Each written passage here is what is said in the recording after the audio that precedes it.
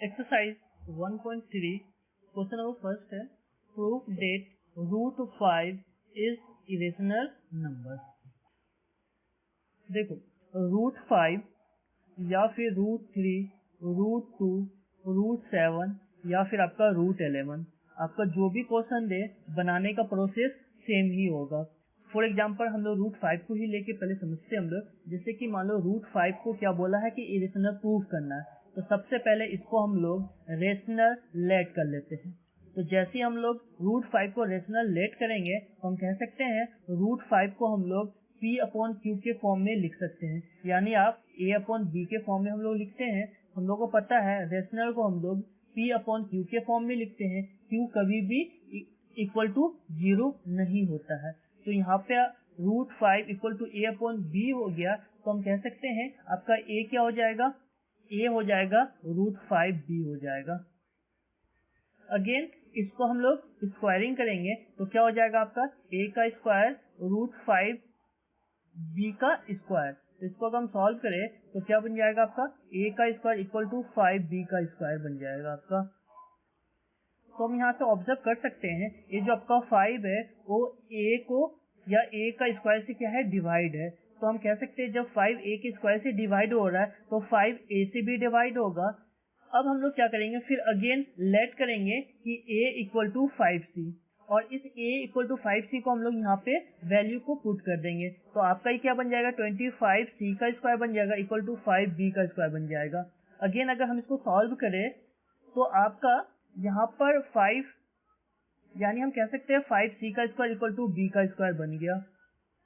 Again A5 divide करेगा B का square को, तो ऐसे ही B को भी डिवाइड कर लेगा। हम लोग यहाँ पे एक चीज ऑब्जर्व करें, जो ये 5 है A को भी डिवाइड कर रहा था और आपको B को भी डिवाइड कर रहा था।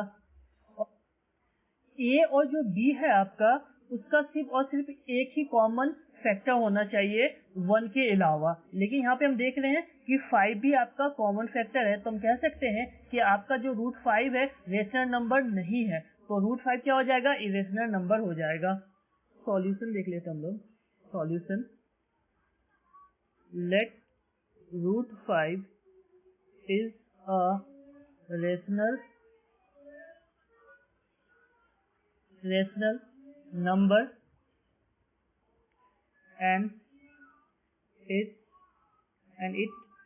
can be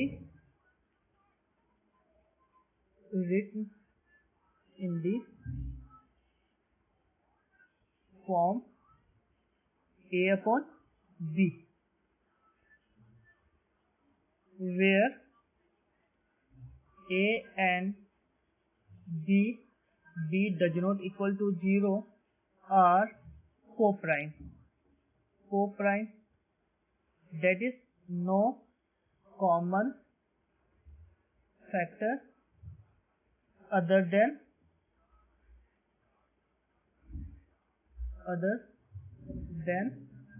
1। now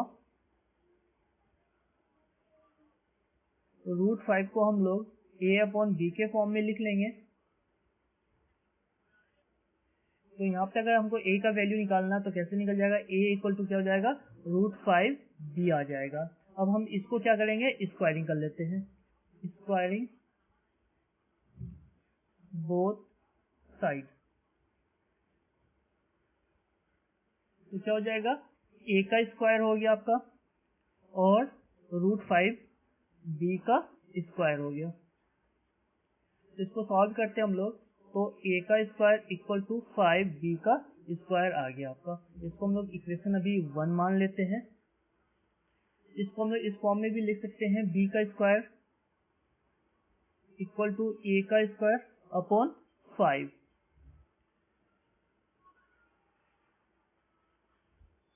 hence 5 divide A का स्क्वायर, 5 A के स्क्वायर को डिवाइड कर रहा है तो 5 A को भी डिवाइड करेगा। एक आपका रेशनल नंबर का क्या है थ्योरम है।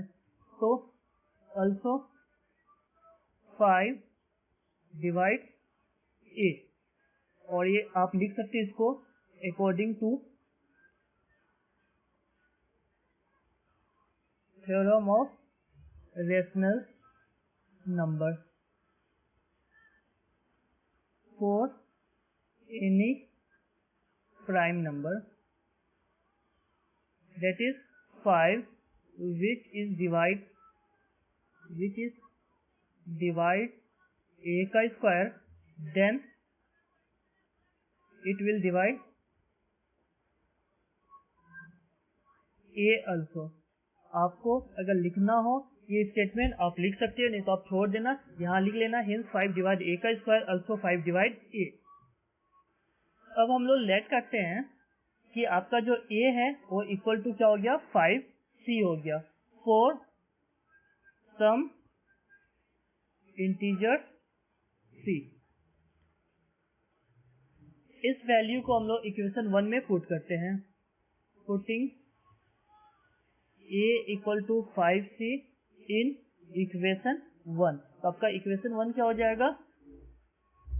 आपका इक्वेशन 1 था 5b का स्क्वायर इक्वल टू a का स्क्वायर था. ये आपका इक्वेशन 1 था, तो इसमें हमको वैल्यू को पुट करते a का स्क्वायर.